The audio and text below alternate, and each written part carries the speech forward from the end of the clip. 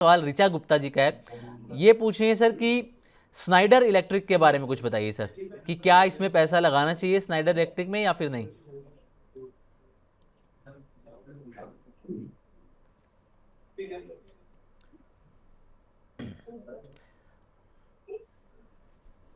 मैं इसको सर एक बार स्पेल कर देता हूं, यस। SCHNEIDER।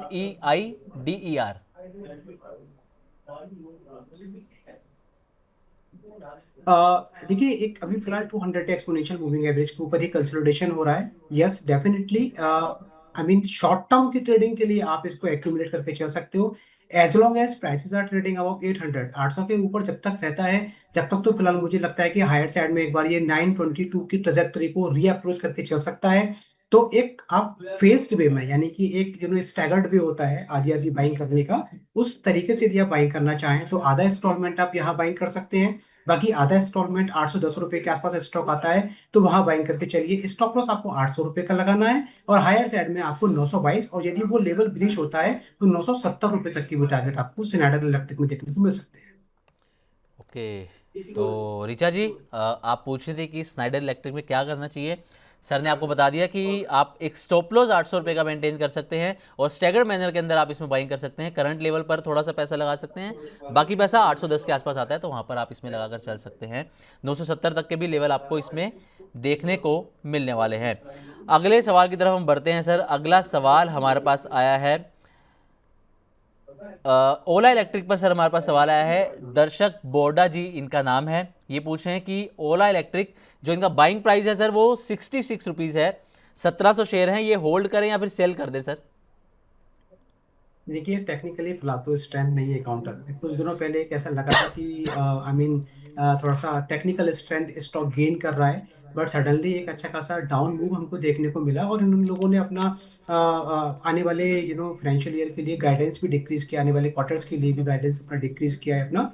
तो मुझे लगता है कि ये थोड़ा सा प्रेशर स्टॉक में बना रहेगा, बट यस, बहुत एक लंबी गिरावट स्टॉक में जब भी आएगी, जब ये जो अपना एक जो इसने 39 के आसपास का जो बेस बनाया है, तो जब तक ये 39 वाले बेस को ब्रीच नहीं करेगा, तो मुझे लगता है कि स्टॉक में जो गिरावट है वो 43 या 42 के आसपास जाके रुक सकती है।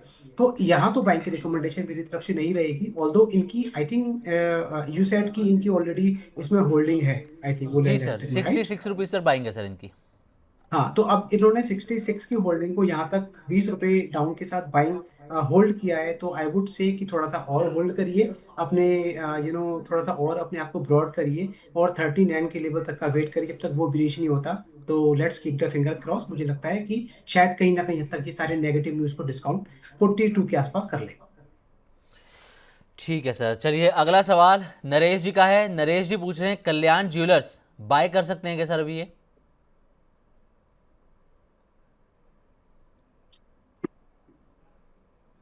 देखिए, फिलहाल अभी बैंक की रिकमेंडेशन नहीं है। आप कल्याण ज्वेलर्स को अपने रडार पर रख सकते हैं।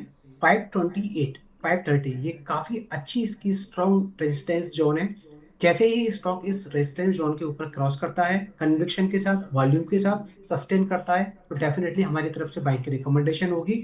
हायर साइड में 590, 598 तक के लेवल्स आपको कल्याण ज्वेलर्स में देखने को मिल सकते हैं।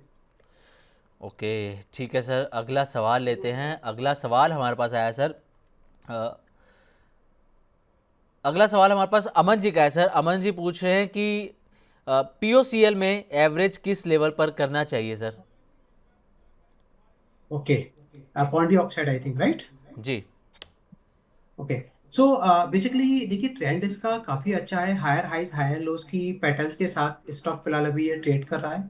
यदि एवरेजिंग की बात करें तो मुझे लगता है कि एक बार के लिए एवरेजिंग तो इसका करंट मार्केट रेट पे इनको कर लेना चाहिए, क्योंकि जहां से इन्होंने ये शेयर अभी रिबाउंड किया है, that is a very good support area. Rising trend line का सपोर्ट एरिया है, वहां से इन्होंने अभी ये स्टॉक को रिबाउंड किया है। तो एक बार के लिए स्टॉक में इनको एवरेजिंग यही करनी चाहिए जो अभी फिलहाल अभी जो रेट चल रहे हैं, और स्टॉप लॉस इनको 1250 का मेंटेन करना होगा। ओके, 1250 का एक स्टॉप लॉस अमन जी आपको इसमें मेंटेन करना होगा और करंट मार्केट प्राइस पर आप इसमें एवरेजिंग भी कर सकते हैं। तो चलिए अगला सवाल हमारे पास आया है रवि चौधरी जी का। रवि जी पूछ रहे हैं सर कि JSW इंफ्रा इनका 290 रुपीज़ पर बाइंग है और ये 1 साल का टाइम होराइजन लेकर चल रहे हैं सर। तो 1 साल में शेयर कहाँ जाता हो आपको नज़र आ रहा है सर, जानना चाहते हैं। देखिए वैसे तो फिलहाल अभी जेएसडब्ल्यू इंफ्रा की यदि हम बात करें तो टेक्निकली स्ट्रक्चर काफी डिस्टॉर्टेड है इसका। एक डेथ क्रॉसओवर हम बोलते हैं, तो वो डेथ क्रॉसओवर मुझे से स्टॉक में एक बार विटनेस हो रहा है। फिलहाल मैं अभी टेक्निकली बहुत ज्यादा पॉजिटिव स्टॉक पे नहीं हूँ, बट स्टिल इनका यदि कोई पोजीशन जेएसडब्ल्यू इंफ्रास्ट्रक्चर में है तो आई वुड से कि 275 का एक स्टॉप लॉस लगा लीजिए इमीडिएटली। और जैसे ही यदि प्राइस 275 के नीचे जाता है तो आप एक बार एग्जिट करने की कोशिश करें, बिकॉज अभी फिलहाल टेक्निकली मैं पॉजिटिव नहीं हूँ। साइमल्टेनियसली हायर साइड में 295 के कोई लेवल मिलते हैं तो वहां भी एक बार एग्जिट करने की कोशिश करें। ओके, ठीक है सर। हमारे साथ विष्णु सर एक लाइव कॉलर जुड़ चुके हैं हमारे साथ, आर्यन मौर्य जी। आर्यन जी नमस्कार। हाँ जी सर, नमस्कार नमस्कार। सर आप कैसे हैं, हेलो कहाँ से बात कर रहे हैं और क्या सवाल है सर आपका? सर, मेरा एमआईसी इलेक्ट्रॉनिक्स से सवाल है। 57.90 पर मैंने परचेज किया है, तो उसके मतलब उसके शेयर्स के दाम गिरते ही जा रहे हैं, तो उसके क्या करना है? एवरेज करना है, होल्ड करना है, या फिर उसको सेल करके निकल जाना है उससे? ओके, तो सर आर्यन जी का सवाल यह है कि इनके पास एमआईसी इलेक्ट्रॉनिक्स के 200 शेयर हैं, 57 रुपये 90 पैसे के इनके बाइंग प्राइस है। ये कह रहे हैं कि शेयर लगातार गिरता जा रहा है, तो अब इसमें क्या करें सर, एग्जिट करें या होल्ड करें सर, क्या कर सकते हैं इसमें? वह तो देखिए अभी फिलहाल stock yes definitely one sided गिरावट हमको स्टॉक में देखने को मिली है, बट स्टिल यदि आप देखा जाए तो अपने जो क्रूशियल एक हॉरिजॉन्टल सपोर्ट है इसका, दैट अलाइंस अराउंड 46 और 45 की रेंज में आता है। तो अभी कंफर्टेबली शेयर उसके ऊपर ट्रेड कर रहा है, तो आई वुड से कि जब तक वो लेवल्स इंटैक्ट हैं फिलहाल अभी जल्दबाजी ना करें इसमें बेचने की। कहीं से भी इसमें एक शार्प रिबाउंड आपको देखने को मिल सकता है। यदि आपके पास कुछ एक्स्ट्रा पैसा है तो थोड़ा थोड़ा अमाउंट करके यहाँ पे और एवरेजिंग करने की मेरी तरफ से रिकमेंडेशन रहेगी। थोड़ा बहुत पैसा यहाँ लगा सकते हैं, थोड़ा बहुत पैसा यदि स्टॉक 48 के आसपास भी आता है तो वहां पे एक बार लगा के चल सकते हैं। ओके, तो आर्यन जी थोड़ा बहुत पैसा आप इस लेवल पर भी लगा सकते हैं, और थोड़ा अगर और पैसा आप लगाना चाहें तो 48 तक के अगर लेवल आते हैं तो वहाँ पर भी आप लगा सकते हैं। ये विष्णु सर की एडवाइस है। अब अगला सवाल सर हम लेते हैं। अगला सवाल हमारे पास आया है सुमित कुमार जी का। सुमित जी पूछ रहे हैं सर कि ओएनजीसी के 50 शेयर्स इनके पास हैं, 312 रुपये 16 पैसे इनकी खरीदारी है। तो इसमें इनको क्या करना चाहिए सर? टेक्निकली चार्ट्स इसके कैसे नज़र आ रहे हैं सर आपको? देखिए फिलहाल तो चार्ट्स काफी अच्छे हैं एंड मूविंग एवरेजेस में भी क्रॉसओवर हमको देखने को मिला है। फॉलिंग ट्रेंड लाइन का भी एक ब्रेकआउट हमको अच्छी तरीके से देखने को मिला है। सेकेंडली जिस तरीके से क्रूड के प्राइसेस स्टेबल हुए हैं उसका भी एडवांटेज हमको इसमें ओएनजीसी में देखने को मिल रहा है।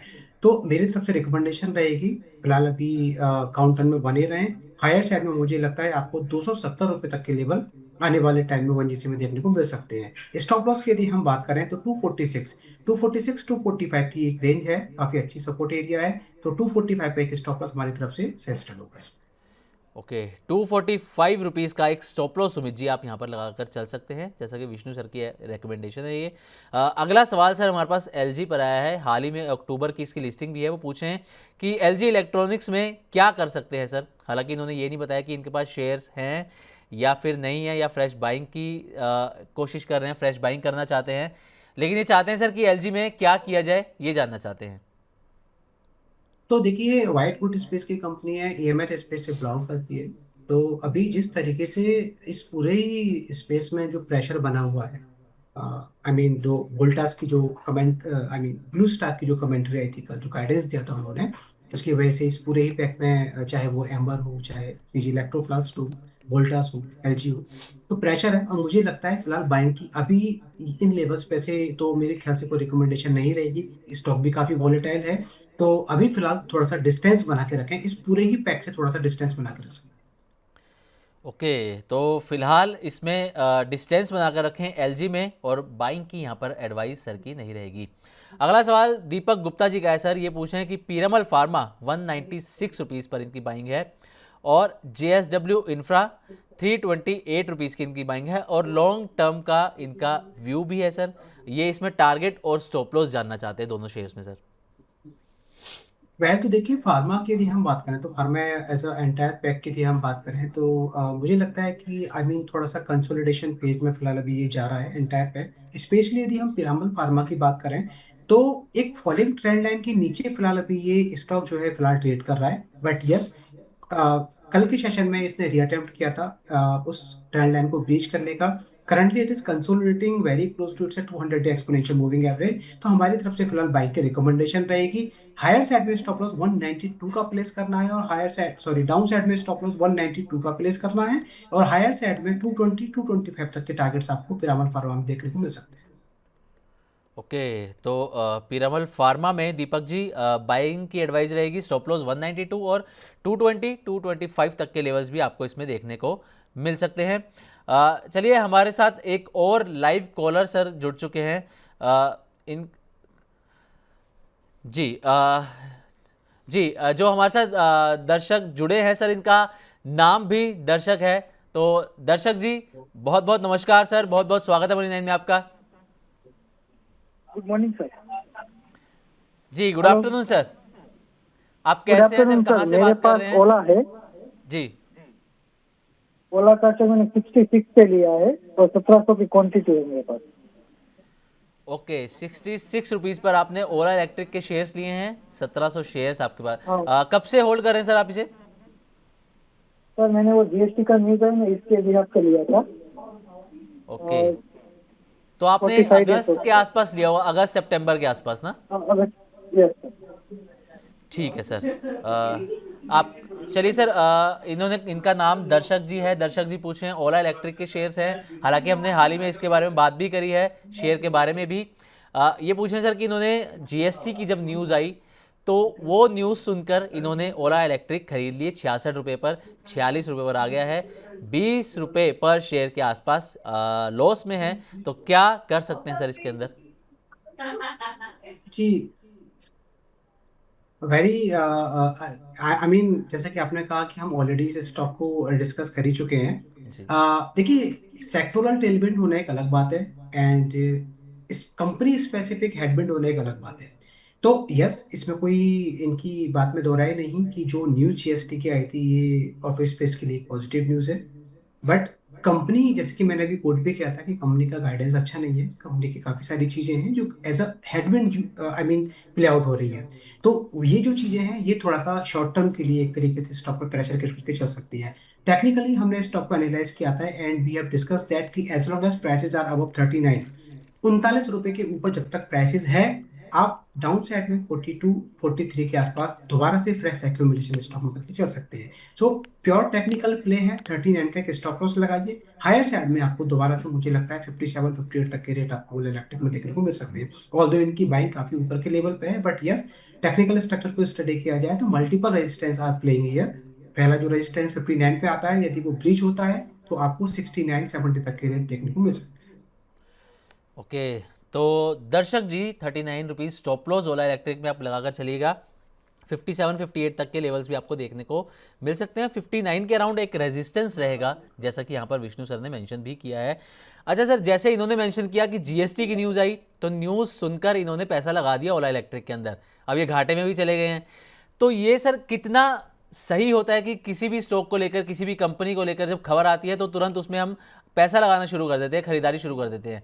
तो क्या कुछ उसमें देखना चाहिए कि सिर्फ एक खबर ना देखी जाए कि एक खबर आ गई तो चलिए पॉजिटिव साइन हो गया है कंपनी के लिए, पॉजिटिव साइन हो गया शेयर के लिए, पैसा लगा देते हैं? क्या कुछ फैक्टर्स देखने चाहिए सर? देखिए, ये देर इज नो डाउट कि कोई भी न्यूज़ जब किसी सेक्टर के लिए आती है, मैं कंपनी की बात नहीं कर रहा हूँ, कंपनी के लिए जब कोई न्यूज़ आती है वो कंपनी स्पेसिफिक होती है, कंपनी के रिजल्ट्स होते हैं, या फिर कंपनी में कोई भी कॉर्पोरेट एक्शन होता है वो होता है। यदि सेक्टोरल कोई न्यूज़ आती है तो वो एक सेक्टर के लिए पॉजिटिव न्यूज़ है तो वो एक टेलविंड का काम करती है, नेगेटिव न्यूज़ है तो वो हेडविंड का काम करती है। बट अब हमको ये ध्यान में रखना चाहिए कि उस सेक्टर्स में काफ़ी सारी कंपनियां आती हैं। ठीक है, यदि हम ऑटो स्पेस की बात करें तो जीएसटी की जो न्यूज आई थी वो ओला के लिए भी थी, वो हीरो मोटोकॉर्प के लिए भी थी, वो बजाज के लिए भी थी, टीवीएस के लिए भी थी, एम&एम के लिए भी थी। तो इन्होंने ओला को बाय किया क्यों? क्योंकि इस स्टॉक का टिकट साइज काफी छोटा है। हम रिटेलर्स की प्रॉब्लम ये है कि हम कंपनी का स्टॉक कितना बड़ा है कितना छोटा है इस चीज को ज्यादा मैटर करते हैं। यदि टीवीएस है 3000 4000 के आसपास रुपए का शेयर है, या किसी दूसरी कंपनी का शेयर है, या फिर बजाज ऑटो का शेयर है, डेस्पाइट की उसकी ग्रो करने की पोटेंशियल ज्यादा है, हम उस पर पैसा नहीं लगाएंगे। हमने ओला इलेक्ट्रिक बाय किया क्यों? क्योंकि उसका टिकट साइज बहुत छोटा है। 50 रुपये 55 रुपये के आसपास का उसका टिकट साइज है। तो ये हमारी वीकनेस है। तो मेरा सिर्फ कहना यही रहेगा कि किसी इंडस्ट्री के लिए यदि कोई न्यूज आती है तो रादर ये सोचना कि ये हर स्टॉक के लिए जो पॉजिटिव न्यूज है ये हमको सोचना थोड़ा सा बंद करना होगा। स्टॉक को हमको इवेल्युएट करना होगा, टेक्निकली भी इवेल्युएट करना होगा और हमको फंडामेंटली भी इवेल्युएट करना होगा। ओके, टेक्निकली और फंडामेंटली दोनों तरीके से इवेल्युएट करना होगा कंपनी को। ये नहीं कि सिर्फ एक खबर सुनकर ही उसमें आपने पूरा पैसा लगा दिया। तो चलिए सर, हमने दर्शकों के सवाल तो ले लिए, हालांकि हमारे पास और भी लगातार सवाल आ रहे हैं। हमारी कोशिश रहेगी कि अगले कार्यक्रम के अंदर उन सवालों को लिया जाए, लेकिन अब हमारे पास हमारा वक्त हो गया है हमारे अगले सेगमेंट की तरफ बढ़ने का, जिसमें हम ऐसे स्टॉक्स की बात करते हैं जो आज हलचल में है, बज़ में है। तो चलिए शुरू करते हैं अपना अगला सेगमेंट, जिसका नाम है बजिंग स्टॉक्स।